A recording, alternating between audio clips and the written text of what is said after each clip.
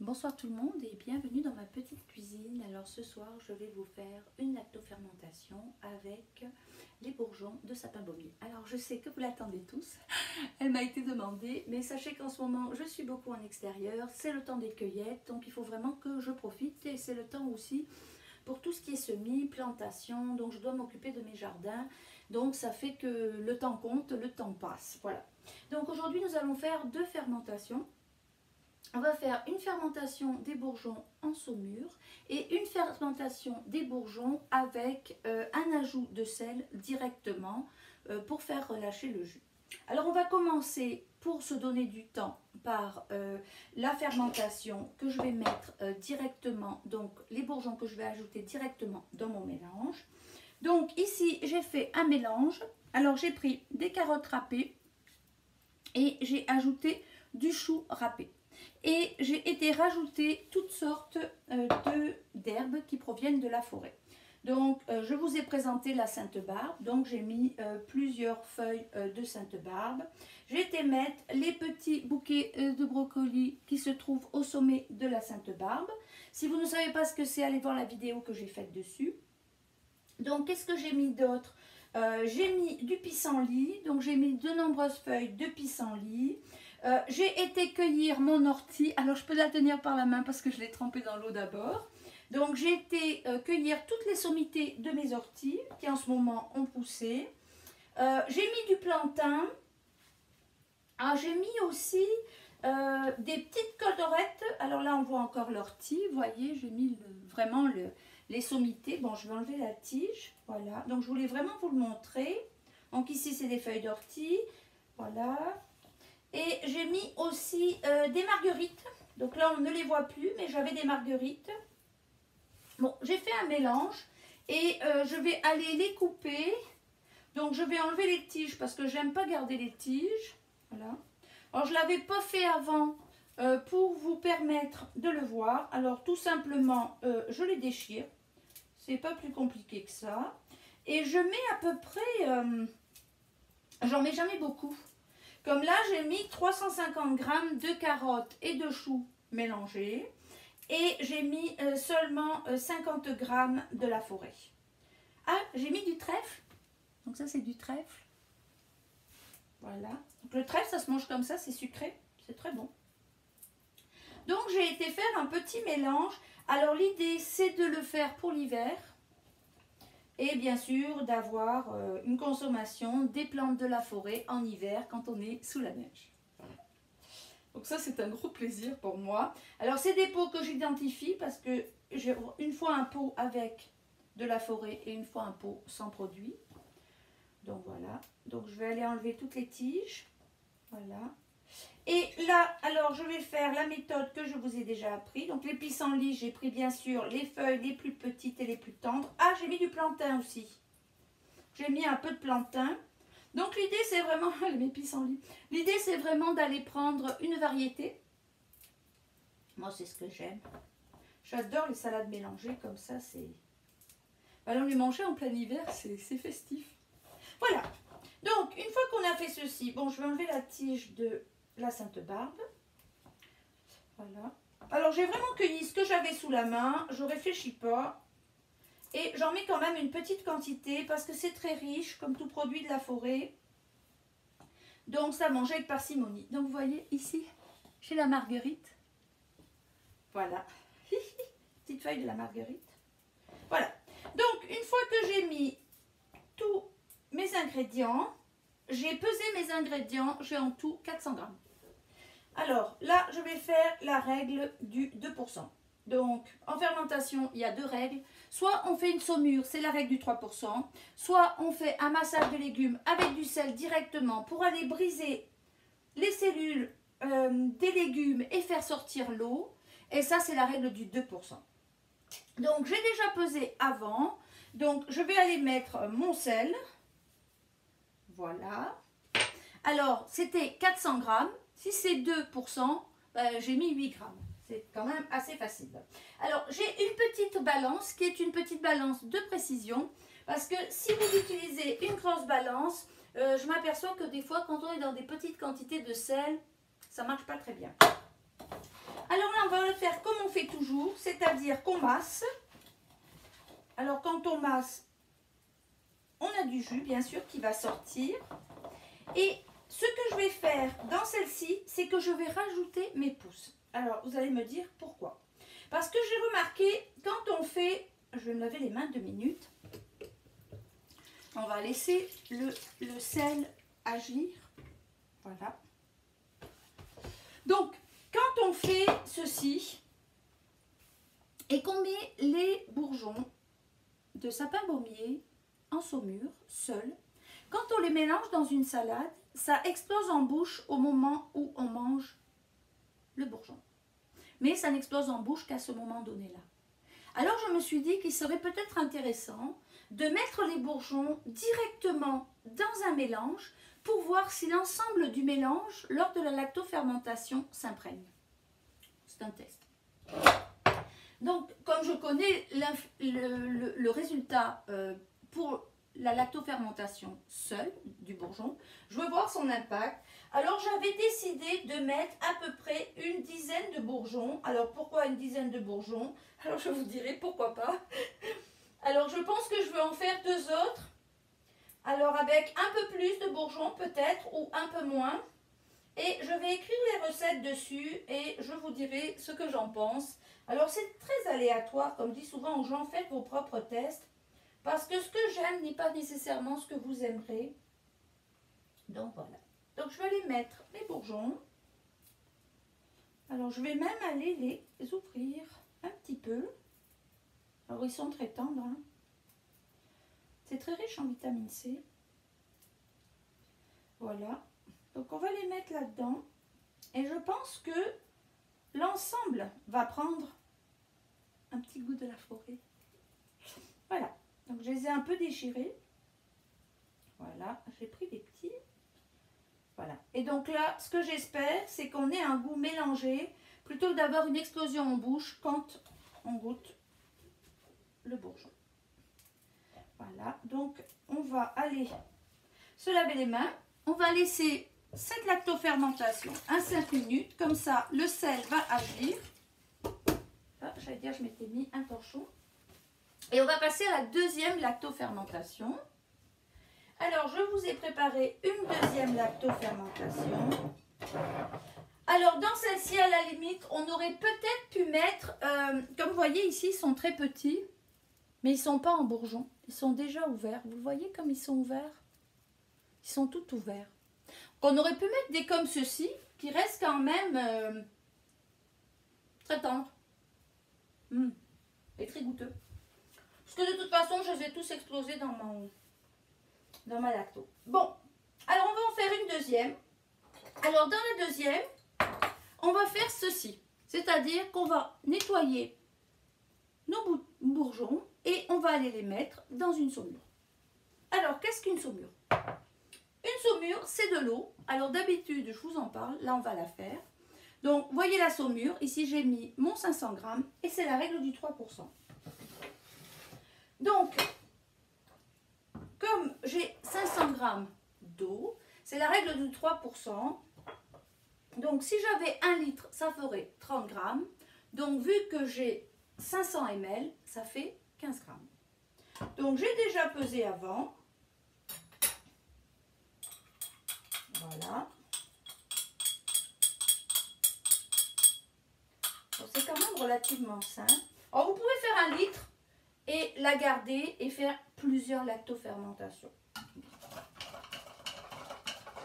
Voilà. Alors là, j'ai fait une niaiserie, ça a sauté. Alors, on essaye de touiller doucement pour pas que ça saute. Voilà. Alors moi, l'eau vient de mon puits. Elle arrive directement de mon puits. Donc elle est utilisable. Mais là, j'ai mis de l'eau de source. Nous avons une source pas très loin. Donc voilà, ça c'est ma saumure. Ma saumure va être utilisée pour mettre directement avec mes bourgeons. Donc, comme j'avais déjà 2 pots comme ceci, comme je vous ai expliqué, parce que j'en ai fait beaucoup, j'ai décidé de mettre mes bourgeons, mais d'essayer aussi de mettre du gingembre. Donc j'ai mis du gingembre, un étage, et là j'ai remis un étage de gingembre. Et je vais voir si le gingembre se marie avec le sapin baumier. Donc c'est des tests. Alors j'avais aussi le goût de mettre, j'en ferai un je pense, un autre, avec des canneberges, parce que j'ai des canneberges. Je me disais ça pourrait être intéressant. Je ne sais pas ce que ça va donner. Alors, c'est des tests. Mais en tout cas, pour vous, vous pouvez juste aller remplir de bourgeons votre pot. Voilà, jusqu'en haut. Voilà. Là, on va aller rajouter la saumure. Et on va faire la même fermeture qu'on fait toujours, c'est-à-dire une feuille et un pois. Alors, il y a certaines personnes qui vont me dire, Claudia, moi je ne mets pas de feuilles, moi je ne mets pas de pois. C'est très bien. Moi, je reste dans les méthodes que je connais, qui marchent, qui fonctionnent. Tous mes pots de l'année dernière se portent très bien, donc je continue dans la même méthode. Voilà. Donc, on va aller mettre ceci ici. Alors, ça prend du temps. Alors, c'est sûr que c'est mieux quand ils sont tous nettoyés déjà. J'en avais une partie qui était nettoyée, mais ça prend quand même beaucoup de temps. Puis, je viens juste de les cueillir. Alors, ce qui est important, c'est de traiter vos cueillettes tout de suite. Moi, je n'attends pas. Parce que le lendemain, vous verrez, vos pousses sont déjà moins belles. Ça, c'est comme quand on cueille des fleurs. Quand on cueille des fleurs, quand je cueille des fleurs pour sécher, je les sèche tout de suite. Je les trie et je les mets tout de suite à sécher pour les tisanes. Parce que sinon, après, c'est défraîchi. Donc voilà. Donc là, je vais aller mettre ma saumure que je viens de faire. Alors, vous voyez, c'est pas bien compliqué. Hein. Alors, ce qui est important, c'est que votre saumure soit bien mélangée. C'est-à-dire que s'il vous reste la moitié du sel dans votre mélange, ben vous n'aurez pas une saumure à 3%. Donc ça, c'est important. Donc là, vous voyez, j'ai mis l'ensemble de mes pousses. Alors, je ne vais pas faire comme d'habitude et me faire attraper, c'est-à-dire monter beaucoup trop haut. Alors, moi, j'ai la technique de la feuille de chou, toujours. Donc, vous pouvez prendre, comme je l'ai dit en ce moment, dans le sauvage. Donc, on pourrait aller chercher une feuille de plantain, une feuille de Clintonie, une feuille de Sainte-Barbe. Elles n'étaient pas assez grosses, mais on pourrait. Voilà. Alors, l'idée, c'est que votre bourgeon reste dans sa saumure. On ne veut pas qu'il sorte. Voilà. Donc, moi, vous avez vu, j'ai enlevé la nervure. Ben, je l'ai légèrement enlevée comme ceci pour pouvoir plier ma feuille. Mais on ne veut pas faire de trou parce que si on fait un trou, ben, ça va monter par le trou. Donc, voilà. Donc là, on va aller la mettre dessus. Alors, je vais mettre une assiette parce que c'est le genre de choses où on fait un dégât.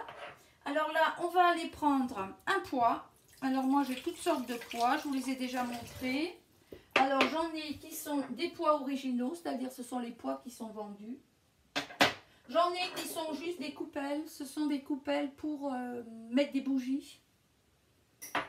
Ceci aussi, je pense, c'est une coupelle pour mettre une bougie. Donc après, vous pouvez trouver ce que vous voulez. Donc, on va aller mettre son pois sur le dessus. Voilà, alors là, vous voyez qu'une partie de ma saumure sort. Ben, vous voyez, là, j'ai un petit bourgeon qui essaye de remonter, donc je lui dis, redescends dessous, mon coco. Voilà. Voilà. Là, je vais aller empaqueter ça. Je ferme et c'est fini.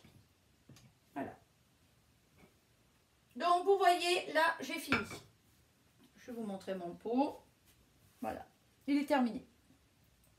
Donc là, mon pot va prendre une étiquette sur le dessus avec la date d'aujourd'hui et je vais aller mettre que j'ai mis du gingembre. 2 étages pour savoir l'influence. Peut-être que ce sera trop, peut-être que je vais perdre le goût du sapin baumier. Mais si je ne l'écris pas, après quand ça va se mélanger, je ne saurai peut-être pas. Ça va rester sur mon comptoir à peu près 6 jours, donc à température ambiante. Ça pourrait être n'importe où dans votre maison, mais pas à la lumière directe. Ici, j'ai une fenêtre, donc pas de lumière directe, mais ça supporte très bien la lumière de la maison. Donc, vous le laissez de côté pendant 6 jours et après 6 jours, Vous pouvez aussi vous mettre la date dessus pour vos 6 jours. Si vous faites beaucoup de choses, comme moi, vous voyez, j'ai de nombreux pots là dans la cuisine qui s'accumulent en ce moment. Vous pouvez aller mettre une date dessus pour savoir, celui-là, il faut que je l'enlève à telle date, celui-là, il faut que je l'enlève à telle date. Vous pouvez juste mettre un scotch, puis ça va vous indiquer sur le dessus. Donc 6 jours, et par la suite, je vais les descendre dans mon sous-sol, température entre 15 et 18 degrés. Et là, ça peut durer le temps que ça dure. Alors, quand on les ouvre, on le met au frigo, mais tant qu'on ne l'a pas ouvert, s'il a une température entre 15 et 18, on le conserve. Les miens sont en extérieur, ils se portent très bien. Donc, on va reprendre notre autre lactofermentation. Alors là, normalement, elle a jeté assez de jus. Donc là, c'est pareil, je fais tomber. Hein, on est bien ce soir. Voilà. Alors, on va enlever ceci. On va le mettre là. Alors, je vous avais gardé des spécimens pour vous montrer le sauvage. On va aller mettre ceci ici. Et on va faire la même méthode que je vous ai montré tout à l'heure, la dernière fois, dans les autres vidéos. Donc, on va aller tout tasser. Alors, j'ai fait un petit pot. Alors, souvent, mes pots de la forêt, ce sont des petits pots. Pour la simple et bonne raison qu'il n'y a que moi qui les mange. Alors, quand je fais des pots moins exotiques, on va dire, c'est-à-dire juste des carottes avec du thym citron ou avec du romarin, ou avec des oignons, ou avec des carottes. Alors, j'avais mis aussi du rutabaga. Tiens, je suis en train de voir que j'ai du rutabaga là-dedans. Donc, quand je fais des compositions qui sont moins exotiques, je fais des gros pots parce que mon conjoint en mange. Mais la forêt, c'est un peu amer et il ne supporte pas le amer. Donc, il n'en mange pas. Donc, je préfère me faire plein de petits pots que j'ouvre. Parce que ce qu'il faut savoir, c'est que quand on mange du lacto-fermenté, on ne mange pas une assiette complète. On mange à peu près 2 cuillères à soupe ou 3 cuillères à soupe dans un pot. Donc, voilà. Donc là, vous voyez, mon pot est fini. Je vais aller faire toujours ma technique avec ma feuille de chou. C'est toujours pareil, hein. Alors, dans les deux façons de faire, vous voyez que c'est toujours d'avoir du jus. L'idée, c'est le jus. Donc, si je ne veux pas avoir à masser les légumes pour faire sortir le jus, je fais une saumure. Si je préfère que les légumes baignent dans leur propre jus, je ne fais pas de saumure. Et voyez là, j'ai un jus déjà, j'ai beaucoup de jus. Je mets juste du sel et le sel, lui, va me permettre d'aller faire sortir le jus des légumes. Moi, je préfère toujours aller dans le jus des légumes. Mais, par exemple, pour tout ce qui est bourgeons, que ce soit les bourgeons de sapin baumier, d'épinette, que ce soit pour les boutons, le pissenlit, la ciboulette qui est en train de sortir, elle est en bouton, je vais la lacto-fermenter. Elle est très belle quand on la met dans une salade. C'est toujours des saumures. Donc, j'ai été mettre ma pièce en verre sur le dessus. Voilà. Et là, je vais aller mettre, alors, je ne sais pas si j'en ai un ici de neuf, oui, voilà. Alors, comme je disais dans une précédente vidéo, vous voyez des fois les joints, à force de lacto-fermenter, ils s'abîment. Donc là, on prend le joint et on le met de côté. Alors, soit on le garde pour, si on garde des haricots secs, etc., et qu'on utilise ces pots, mais on ne les utilise plus pour la lacto-fermentation. On repart avec quelque chose de beau, de propre. Voilà, et donc là, je vais aller fermer. Donc, toujours la même méthode. Et voilà, mon deuxième pot est terminé. Donc, finalement, j'ai fait 2 pots, 2 méthodes différentes. Vous voyez, ils sont beaux, hein, vert, orange et vert. Je vais aller mettre leur date. Je vais les laisser sur mes comptoirs. Et on attend à peu près au moins 3 semaines. On peut les manger. Dans 15 jours, on peut commencer à les manger. Alors, j'ai réalisé la dernière fois que je les ai ouverts, j'en ai ouvert un de carottes après 15 jours, que quand on les ouvre après 15 jours, ils sont très peu lacto-fermentés. Ça veut dire que le goût est très peu prononcé. Mais si vous voulez vraiment aller chercher des saveurs différentes, laissez-les vieillir. On peut aussi commencer à s'habituer en les laissant lacto-fermenter un petit temps, comme par exemple on les laisse fermenter 3 semaines.